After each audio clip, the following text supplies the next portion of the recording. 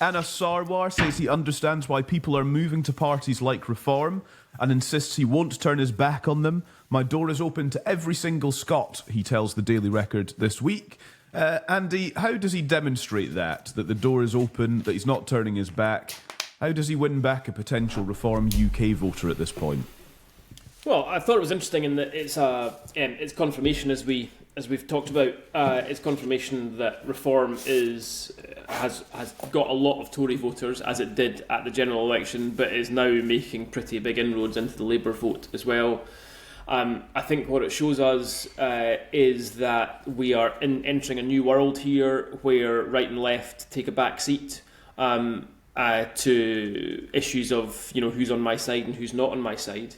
And I think that's, like a lot of the Anas Sarwar questions just now, they're not always particularly easy questions to answer, to be honest. He's Keir Starmer has put him in a fix, and John Swinney has put him in a fix, and he hasn't done anything wrong. He's in the position because of external influences, and it's really hard, frankly, to get out of it.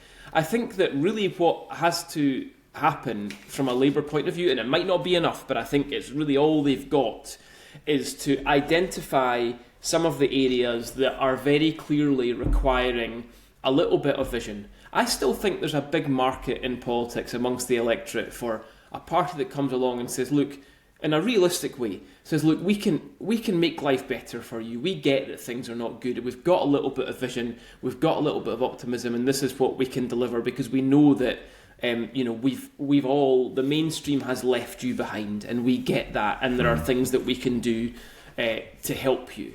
I think he's got to major on that, to be honest with you. That is how you're going to get disillusioned voters back, because people who are voting for Reform, this is where he's right, and Alex Cole-Hamilton was right when he said it earlier on as well. Let's not take every single person who votes Reform and presume that they're some sort of Nazi, right? They are not. They are, largely speaking, people who are utterly disillusioned and dismayed with politics and who don't think the mainstream are delivering for them. So the answer is to deliver for them. You can ignore Reform. If you'd start delivering for the sort of people who are voting for Reform, they will vote again for mainstream existing parties, in my view. Yeah. And Geoff, Anas Sarwar makes that point. He says the way we get these people back is not by insulting them, not by claiming that somehow they don't understand, or that they are stupid, or that they are racist, or that they don't care. And he talks about bringing our country and communities closer together. He says a lot of them have lost hope in our politics. That's what I am going to confront. I thought it was a good speech, and I thought all the things you just read out there were spot on. I mean, that's the right way to try and confront this, but I'm so interested in the politics of it. The fact that he's having to make this speech at all tells you how threatened he is by the rise of Reform. You'll recall when we spoke to Stephen Gethin's SNP MP in the run-up to the general election, at that time Humza Yousaf was the leader, and I give him a bit of a panning over this vote SNP to keep the Tories out. You play the ball where it lies in politics, and I just thought that just totally missed the point. Labour were the ones that could get rid of the Tories because Labour were fighting across the UK, whereas the SNP weren't. And I just thought it didn't make sense to me, and I thought far better to show your ire at the Labour Party, who are clearly your biggest competitor in the Scottish context. But with Anas Sarwar, I can see the argument. Because he recognises, and our poll shows this, that Reform is taking votes from them. Yes, from the Tories marginally, but it seems because they've got more to lose from last year's general election result that they're taking from them. So he has to confront that, and I think he's done that in the right way. But if you're focusing your ire on a dual threat, both Reform and the SNP, I'm probably rubbing my hands if I'm John Swinney to a certain extent, going, brilliant. He's got to have to go two things here and have two different messages. And in politics, simplicity is your best friend when you're trying to communicate with the electorate. So I think he has to do it because he recognises that's where his vote's going. It doesn't look like it's taken it from the SNP so much from Reform. But nonetheless, this is we're going to see this play out for the 8 months, for the remainder of this year into autumn.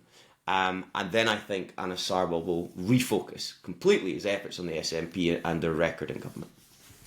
Thanks, guys. Right, I just want to read out a few comments. These are from the video of our conversation with Anthony Scaramucci, who was Donald Trump's Director of Communications in the White House last time around for 11 days. Christine on YouTube says, good to hear somebody as straight talking as Anthony Scaramucci. Love listening to someone who's got the inside lane on Trump. Could do with somebody like him advising the Scottish and UK governments, says Christine on YouTube. Evan says, great interview. This is John, says the guest knows his stuff. Trump is interested in self-aggrandizement. Scotland is irrelevant to him. Good advice and great insight into Trump's character and mindset.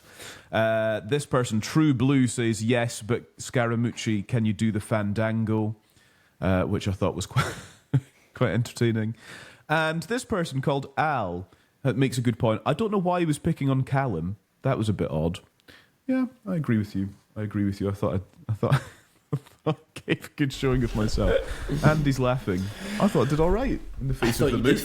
I thought you did fine. I think, if I remember right, he was a bit upset that you were unprepared to give your forthright views on Mr. Musk.